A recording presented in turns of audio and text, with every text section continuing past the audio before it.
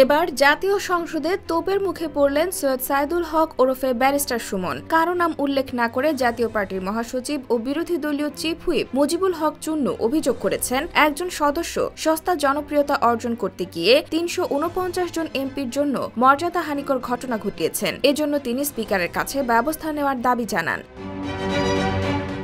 সংসদের বৈঠকে point of অর্ডারে দাঁড়িয়ে তিনি এই অভিযোগ তোলেন। এর আগে স্পিকার ড শিরিন শারমিন চৌধুরীর সভাপতিত্বে সংসদের বৈঠক অনুষ্ঠিত হয়। স্বতন্ত্র সংসদ সদস্য সুমনের ফেসবুক পোস্ট নিয়ে মুজিবুল হক চুন্নু বলেন, এই হাউসের একজন সংসদ সদস্য, নামটা বলতে চায় না, তিনি নতুন নির্বাচিত হয়েছেন। তিনি ফেসবুকে যে বক্তব্য দিয়েছেন তাতে আমরা সবাই ভুক্তভোগী।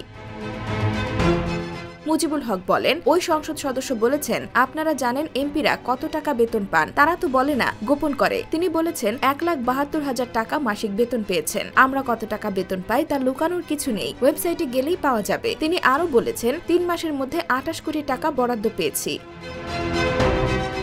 স্পিকারের উদ্দেশ্যে মুজিবুল হক বলেন, এই ২৮ কোটি টাকা কি আমি পেয়েছি, আপনি পেয়েছেন, প্রধানমন্ত্রী পেয়েছেন? ইতিমধ্যে ফেসবুকে দেখে আমাকে অনেকেই বলছেন ২৮ কোটি টাকা পেয়েছেন, এই টাকা কই? তিনি বলেছেন ২৫ কোটি টাকা পেয়েছি, কিন্তু আমরা তো পাইনি।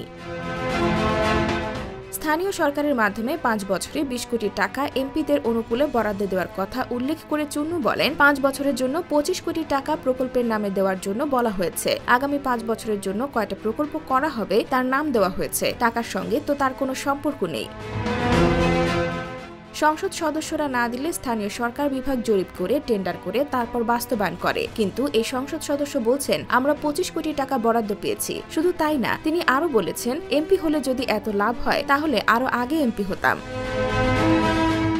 চুন্নু বলেন, আপনি হলেন এই সংসদের অভিভাবক। আমাদের কোনো সদস্য যদি এমন কোনো কথা বলেন যে কথায় প্রধানমন্ত্রী, স্পিকার সহ ৩৪৯ জন এমপি সম্পর্কে ভুল বার্তা যাবে, তার সস্তা জনপ্রিয়তা অর্জন করার জন্য যদি এ ধরনের কথায় ভুল বার্তা যায়, বিষয়টা আপনি দেখতে পারেন।